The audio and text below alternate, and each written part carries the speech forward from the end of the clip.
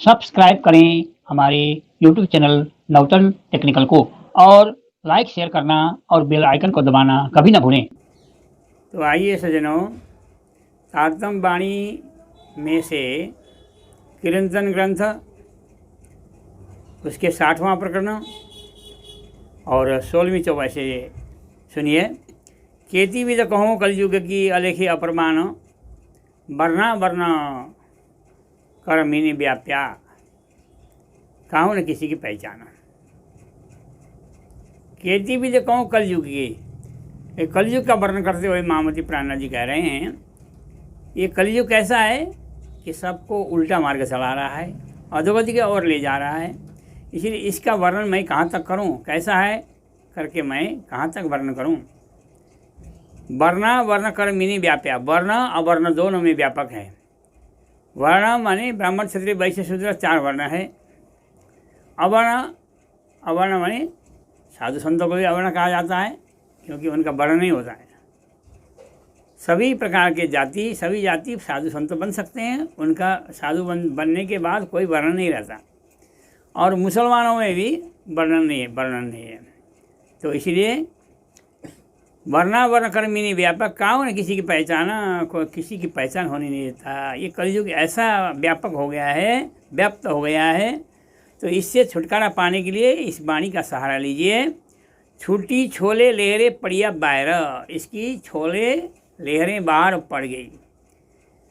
जैसे समुद्र से नदियों में बाढ़ आती है तो बाढ़ का पानी जो नदी से छोड़ करके, नदी से उफन आ करके बाहर निकलता है, इसी प्रकार से इसकी भी लहरें आगे बढ़ने लगी है। छूट गई मर्यादा, मर्यादा नाम की कोई चीज़ नहीं रही। भाने भेष पंथ पैड़ी दर्शन, भाने माने तोड़ रहे हैं। भेष पंथ पैड़े दर्शन शास्त्र वाले, ढाए तीर्थ प्रसाद। मुसलमान औरंगजेब बादशाह ने तीर्थ के प्रसाद माने महलों को, मंदिरों को तोड़ा। तो यहाँ कहते हैं ढाए तीर्थ प्रसाद, महल मंदिर को तोड़ रहा है। भगवान के मंदिर और हरि के मंदिर को तोड़ा जा रहा है। ग्रास किए त्रिगुण त्रैलोकी, इस कलयुग ने ग्रास किया माने निगल लिया। ऐसो मोह अहम अंधेरा, ऐसो मोह अहम अंधकार। ये कैसा है मोह, कैसा है? मोह में आदमी अंधा बन जाता है ना। मोह में आदमी बिल्कुल अंधा हो जाता है, अपने बेटे के लिए अथवा अपने परिवार के लिए। अब परिवार की गलतियां कुछ भी हो जाए, वो गलती नहीं मानेगा, अंधा बन जाता है। और औरों को वही कार्य करने से फांसी की सज़ा भी हो सकती है, लेकिन अपने बेटे के लिए हुआ तो वो कहेगा नहीं इतनी कोई गलती नहीं है, उसको माफ़ कर देगा। तो उसका कहते हैं अंध, ऐसो मोह अंध अंधकार। मोह और अंधकार कैसा है? मोह कैसा है? अंधा बनाता है और अंधकार कर देता है। इसीलिए शुद्ध न होवे काऊ धाम धनी की, श्रीराज जी महाराज की शुद्धि होने नहीं देता है कलयुग। शुद्ध न होवे काऊ धाम धनी की, पहुँचना न देवे पुकारा। प्रभु को पुकार करते हैं ना तो पुकार पहुँचने नहीं देता है कलयुग। परमात्मा के प्रति पुकार करना, प्रार्थना करना ये भूल जाता है, भुला देता है। पहुँचे नहीं कल वाला कुली को, कोई मीने 14 भवन। ऐसो महाबली ताय उड़ावे बुद्ध जी एक ही खिन्न। यहाँ स्वामी जी कहते हैं सुंदर साथ जी, पहुँचे नहीं कल वाला कुली को। एक कलयुग का जो बल और इसकी ताकत को कोई नहीं पहुँच सकता है। 14 लोग के बीच में ये सबसे आगे बन करके सबको दबाए रखा है इसने। किंतु इतना महाबलशाली है ये माया, फिर भी हमारे सद्गुरु ताए उड़ावे एक खिन्न। सद्गुरु का ज्ञान प्राप्त होते ही और अज्ञान अंधकार एक क्षण में उड़ जाता है, हट जाता है, मिट जाता है। चलता पूर लिए 2 किनारे, डर धरता बुद्ध जी का। ये कलयुग यानी दुष्कर्म करने की जो प्रवृत्ति है। चलता पूर लिए 2 किनारे, जैसे नदी में बाढ़ है, बाढ़ आ रहा है तो दोनों ओर दोनों किनारे पर बाढ़ है। तो डर धरता बुद्ध जी का, ये माया, ये कलयुग जो है ना, बुद्ध जी का डर रखता है और किसी से डरता नहीं है। बुद्ध जी यानी तारतम ज्ञान रूपी सदगुरु महाराज निजानंद स्वामी से ज्ञान लेके आने वाले सदगुरु से डरता है। मद चढ़ो करी एकल छतरी ले बैठा सिर टीका, ऐसा मद चढ़ा हुआ है उसको। और वो कहे कौन है? कलयुग कौन है? कलयुग माने कोई वस्तु, कलयुग अलग से नहीं है, मनुष्य की प्रवृत्ति ही कलयुग है।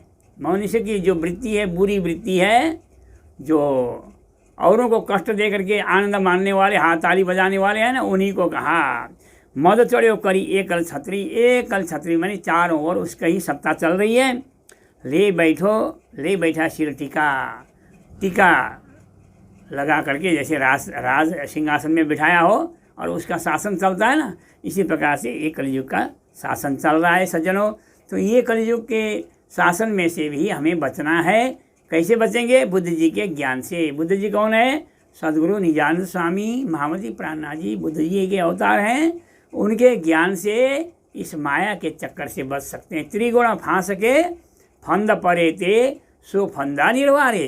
त्रिगुण के फांसी में हम पड़े थे। जन्मना मरना, जननी के पेट में जाना और फिर जन्म लेना, फिर मरना, ये चक्कर था। ये चक्कर से छूटना हो तो सद्गुरु का ज्ञान चाहिए। इस ज्ञान के द्वारा हम इस भवसागर से तर सकते हैं। सागर में डूबने पर मर जाता है इंसान, लेकिन तारतम सागर में डूबेगा तो तर जाएगा।